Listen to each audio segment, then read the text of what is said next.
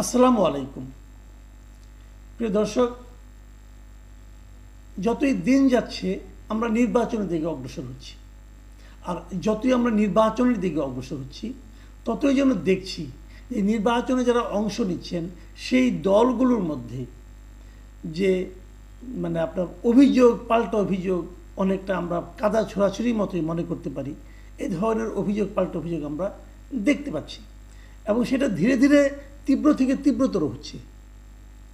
আপনাদের মনে আছে যে কিছুদিন আগে, এই কয়েকদিন আগের কথা বলছি, তথ্য বিষয়ক উপদেষ্টা মাহফুজ আলম একটা অনুষ্ঠানে গিয়েছিলেন এবং সেখানে যে উনি বলেছিলেন যে কিভাবে প্রশাসনের এবং বিভিন্ন প্রতিষ্ঠানের শীর্ষ পদগুলিতে, গুরুত্বপূর্ণ পদগুলিতে বিএনপি এবং জামায়াতে ইসলাম তারা দখল করে নিয়েছিল। এটা কিন্তু উনি বলেছিলেন, একদম স্পষ্ট করে বলেছিলেন যে তারা কেমনে নিয়ে গেছে। গুরুত্বপূর্ণ পদ কি? বিভিন্ন সচিবালয়, বিভিন্ন গুরুত্বপূর্ণ পদ, ডিসির যে পোস্টগুলো সেগুলো, অথবা ইউনিভার্সিটির বিভিন্ন পোস্টগুলো, অথবা নানা ধরনের সরকারি প্রতিষ্ঠানের যে পোস্টগুলো সেগুলোতে নিজেদের লোককে বসানোর একটা প্রতিযোগিতা ছিল। এবং সেই প্রতিযোগিতায় কে জিতেছে বলা বড় কঠিন। এই কারণে আমি দুদিক থেকে অভিযোগ শুনেছি। অনেকে বলেছেন যে বিএনপিরা বেশি দখল করার চেষ্টা করেছে ওই চাঁদাবাজির যেখানে টাকা, নগদ যেখান থেকে ইনকাম হয় সেরকম জায়গাগুলো, আর জামাত স্ট্র্যাটেজিক্যালি অগ্রসর হয়েছিল। এরকম কথা শুনেছি আমরা বিভিন্ন সময়। এবারে আমরা দেখলাম নির্বাচনের আগে, নির্বাচনের সময় এই পদগুলো খুব গুরুত্বপূর্ণ। কোন পদে কে থাকবে, কীভাবে প্রভাব বিস্তার করবে, এগুলো কিন্তু খুবই গুরুত্বপূর্ণ। এবং এই জন্য এই পদগুলিতে কে কোনটা দখল করছে এটা জেনে অভিযোগ, পাল্টা অভিযোগ। আমরা সর্বশেষ যেটা শুনলাম আজকে জামায়াতের পক্ষ থেকে একটা কঠিন অভিযোগ উঠেছে, কিন্তু খুব কঠিন অভিযোগ। সেই অভিযোগটা আজকে দুপুরে ওনাদের একটা প্রোগ্রাম ছিল। ওনারা তো 5 দফা দাবি নিয়ে আন্দোলন করছেন, এটা তো আপনারা জানেনই। সে 5 দফা নিয়ে আলোচনা আমরা একাধিকবার করেছি, প্রয়োজনে আরও করতে হবে হয়তো আগামীতে। সেখানে এই যে গণভোট আছে, পিআর পদ্ধতিতে নির্বাচন আছে, এগুলো নিয়ে তারা 5 দফা দাবি তারা দিয়েছে। সেই দাবির জন্য তারা যে মানববন্ধন করেছিল, একটা মানববন্ধন আপনার মৎস্য ভবনের মোড়ে থেকে হয়েছিল। এখানে উপস্থিত ছিলেন তাদের নায়েবে আমির সৈয়দ আবদুল্লাহ মোহাম্মদ তাহের। তিনি সেখানে বলেছেন তার যে অভিযোগটা, যে সৎ এবং নিরপেক্ষ লোকদেরকে বিভিন্ন গুরুত্বপূর্ণ জায়গায় পদায়ন করার জন্য তাদের একটা অনুরোধ ছিল। উপদেষ্টারা কিন্তু সেটা শুনে নাই, বরং উপদেষ্টারা নাকি ষড়যন্ত্র করেছে। ষড়যন্ত্র করে তারা কি বলেছে সেগুলি নাকি তাদের কাছে আবার ভয়েস রেকর্ডও আছে, টেলিফোন, তাদের কণ্ঠের রেকর্ড তাদের কাছে নাকি আছে জামাতের কাছে, যে সেখানে তারা কীভাবে জামাতের বিরুদ্ধে, যেহেতু ষড়যন্ত্র অতএব জামাতের বিরুদ্ধে দিতে হবে, যেহেতু জামাতের নেতা অভিযোগ করতেছেন। জামাতের নেতা তো আর জামাতের পক্ষের ষড়যন্ত্রগুলো বলবেন না, এই জামাতের বিপক্ষে গিয়েছি বলে উনি বলছেন। এবং এই ষড়যন্ত্রের মূল ব্যাপারটা কি? মূল ব্যাপারটা হলো, কয়েকদিন আগে আপনারা জানেন যে জনপ্রশাসন মন্ত্রণালয়ের যিনি সচিব, সেই পদে পরিবর্তন হয়েছে। আগে যিনি ছিলেন মোখলেসুর রহমান, ওনাকে এখান থেকে সরিয়ে দেওয়া হয়েছে, সরিয়ে নতুন একজন সচিবকে নিয়োগ দেওয়া হয়েছে। যাকে নিয়োগ দেওয়া হয়েছে সেটা নিয়েই আসলে জামাতের মূল আপত্তিটা। তারা মনে করছেন এই লোকটা বিএনপির লোক। এবং দেখেন উনি এইটা বলতে যে কি বলেছেন, আগে ওনার এইটা শুনেন, উনি এখানে কি বলেছেন। উনি বলেছেন যে তারা বলেছেন যে সৎ ও যোগ্য লোককে বসানো, তারা যে বলেছিলেন যে ওই পদটা যেন সৎ এবং যোগ্য লোককে দেয়। কারণ জনপ্রশাসন বিষয়ক যে সচিব, ওনার হাতেই কিন্তু অনেক গুরুত্বপূর্ণ কাজ থাকে, কারে কোথায় নিয়োগ দেওয়া হবে, বিশেষ করে নির্বাচনের সময়। তো সেখানে তাহের সাহেবের বক্তব্য আমরা বিস্ময়ের সঙ্গে লক্ষ্য করছি, আমাদের সঙ্গে কথা বলার একদিন পরেই এমন এক ব্যক্তিকে সেখানে নিয়োগ করা হয়েছে যার অতীতের দুর্নীতির ইতিহাস অনেক লম্বা। সে একটি দলের প্রতি পরিপূর্ণভাবে অনুগত এবং বিভিন্ন সময়ে একটি বিশেষ দলের ছাত্র ও রাজনৈতিক সংগঠনের বিভিন্ন পোর্টফোলিওতে দায়িত্ব পালন করেছে। এই হলো তাদের অভিযোগ, যে ওই লোকটা একসময় একটি বিশেষ দল, মানে বোঝা যাচ্ছে বিএনপি কথা বলা হচ্ছে, তাদের বিভিন্ন অঙ্গ সংগঠন এবং তাদের মূল দলেও নাকি তার একটা পোর্টফোলিও ছিল বলে তাহের সাহেব অভিযোগ করেছেন। এখন এই অভিযোগটা করতে যে এর সঙ্গে নাকি আপনার উপদেষ্টারা 4 জন না 5 জন উপদেষ্টা, ওনার বলে আপনি স্পষ্ট করে ওনারা পড়ে শোনায়। উনি বলেছেন সরকারের 4 থেকে 5 জন উপদেষ্টা একটি বিশেষ দলের পক্ষে সব নিয়োগকে নিয়ন্ত্রণ করে একটি দলের দলীয় সরকারে পরিণত করার চেষ্টা করছে।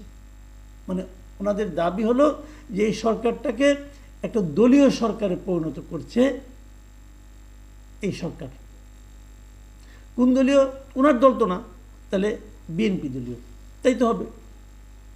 আপনারা মনে করেন কয়েকদিন আগে যখন নাকি সেই জুন মাসের বৈঠকটা লন্ডনে না হয়েছিল, হওয়ার আগে বিএনপি কিন্তু পাল্টা অভিযোগ করেছিল যে এই সরকার একটা দলের পক্ষে অনুগত হয়ে যাচ্ছে। তারা অবশ্যই এনসিপিকে মানে সরাসরি বলেছিল, এবং তারা 2 জন উপদেষ্টার 3 জন উপদেষ্টার পদত্যাগ পর্যন্ত চেয়েছিল। এই 3 জন উপদেষ্টাকে পদত্যাগ করতে হবে। ওই 3 জন উপদেষ্টাকে পদত্যাগ করেছেন না? করেনি, তারা এখন ওখানে আছেন। তাহলে দাঁড়ালোটা কি? যে একটা সরকার, এই সরকারের নিরপেক্ষতা নিয়ে এখন সবাই প্রশ্ন করছে। জামাত প্রশ্ন করছে, ইসলামী আন্দোলন প্রশ্ন করছে, বিএনপি প্রশ্ন করছে, এনসিপি তো আরও বেশি, ইদানিং তো এনসিপি আরও বেশি বিপ্লবী, তারাও সরকারের উপর আনহেপে যে সরকার ঠিক মতো চলছে না। তাহলে এই সরকার একটা নিরপেক্ষ নির্বাচন কি করে করবে? কারণ এই সরকারটার উপর তো যে রাজনৈতিক দলগুলো অংশ নেবে তাদেরই আস্থা নাই, তারা সবাই তো অভিযোগ করছে। আর যেটা বেসিক কথা তো এখনো বলেই নাই, বেসিক কথা হলো, আচ্ছা আপনারা বলুন, জাতীয় পার্টি কি নির্বাচন করতে পারবে? জাতীয় পার্টিকে এই যে ঐক্যমত্য কমিশন, জাতীয় সংস্কার কমিশন, অমুক তমুক কত কিছু করতেছে, জাতীয় পার্টি, ওয়ার্কার্স পার্টি, জাসদ, এদেরকে কি ডাকা হয়? এদেরকে বাদ দিয়ে আপনি জাতীয় ঐক্যমত্য কীভাবে করবেন? হ্যাঁ, আমি মানলাম যে আওয়ামী লীগের কথা বললে আপনাদের আবার অনেকে জ্বর এসে যায়, যে আওয়ামী লীগের কথা বলা যাবে না, কারণ আওয়ামী লীগকে তো আপনারা তার কর্মকাণ্ড নিষিদ্ধ করেছেন। ঠিক আছে, আওয়ামী লীগের রাজনৈতিক কর্মকাণ্ড নিষিদ্ধ করেছেন, তারপরেও তো আওয়ামী লীগকে মতামত নেওয়ার জন্য ডাকতে পারতেন। এটা তো রাজনীতি না, তারা তো এই দেশের নাগরিক। আপনি জাতীয় ঐক্যমত্য করবেন, সেই জাতীয় ঐক্যমত্য, ওরা কি জাতির অংশ না? আওয়ামী লীগের কি কিছু ভোটার নাই? আওয়ামী লীগের যা ভোটার আছে, আমি তো আপনাকে গ্যারান্টিতে বলি, বিএনপি ছাড়া বাদ বাকি সব দল মিলালে তো আওয়ামী লীগের সমান ভোট হবে না। আওয়ামী লীগের ভোটারদের যে কি কোনোই গুরুত্ব নাই এই নির্বাচনে। দেখেন, একটা নির্বাচন যখন হয়, সেই নির্বাচনে পার্টি কয়টা বলুন তো? পক্ষ কয়টা? পক্ষ হয়ে আসলে একটা হলো রাজনৈতিক দলগুলো, তারা ভোট চায়, আরেকটা হলো সাধারণ মানুষ যারা ভোট দেয়, আরেকটা হলো সরকার যারা ভোট পরিচালনা করে, মানে নির্বাচন কমিশন বলি আমি এটাকে, নির্বাচন কমিশন যারা ভোটটাকে পরিচালনা করে, আর ওই সময়কার সরকার যারা প্রশাসনটাকে নিয়ন্ত্রণ করে। মূলত এই 4টাই কিন্তু এই পক্ষ, এবং এই 4 পক্ষের মধ্যে সবচেয়ে গুরুত্বপূর্ণ পক্ষ কোনটা? সবচেয়ে গুরুত্বপূর্ণ পক্ষ হলো জনগণ, যারা ভোটটা দেয়। তাহলে যে লোকগুলো নৌকা আমাকে ভোট দিত এতদিন এবং এখনো দিতে চায়, তো তাদের জন্য আপনারা কি রাখছেন? কিছুই রাখেন নাই। কিন্তু তো আপনি আমাকে বলে, অনেকে বলে যে ইদানিং অনেকে বলতে শুনি যে না, যারা আওয়ামী লীগের ভোটার আছে তারা ভোট দিতে পারবে। যারা ভোট দিতে যদি পারে, তাহলে নির্বাচনে অংশ নিতে পারবে না কেন? যে লোক ভোট দিতে পারে সে কি ভোট চাইতে পারবে না? তাকে আপনি ভোট চাইতে দেবেন না, তত আপনি দিচ্ছেন না। আচ্ছা, আরেকটা কথা বলি, ধরা যাক আপনার একটা আইনের মধ্যে আছেন, আইনের বাইরে আমি কিছু বলতে পারবো না, বলবো না, আইনের মধ্যে আছেন যে আওয়ামী লীগের রাজনৈতিক কর্মকাণ্ড আপনারা স্থগিত করছেন। এর আফটার এফেক্ট কী হবে সেটা অন্য হিসাব, ওই আলোচনা আমি যাচ্ছি না আপাতত। কিন্তু আওয়ামী লীগকে আপনি রাজনীতি করতে দিবেন না, মানে নির্বাচনও করতে দিবেন না, ভালো কথা, দিবেন না। তাহলে আওয়ামী লীগের যারা লোক আছে, যারা নাকি আওয়ামী লীগ করতো, অথবা এখন তো তারা রাজনীতি করতে পারবে না, কিন্তু তারা আওয়ামী লীগের ব্যানার ছেড়ে যদি তারা স্বতন্ত্র নির্বাচন করতে চায়, সেটা কি দিবেন? এটা নিয়ে কিন্তু কেউ কিছু বলে না। সবাই বলে যে আওয়ামী লীগের ভোটাররা ভোট দিতে পারবে, কিন্তু আওয়ামী লীগের ভোটাররা স্বতন্ত্র নির্বাচন করতে পারবে কিনা এই ব্যাপারে কিন্তু কিছু বলে না। আমার কেন যেন মনে হয় এই সরকার তাও দিতে চায় না।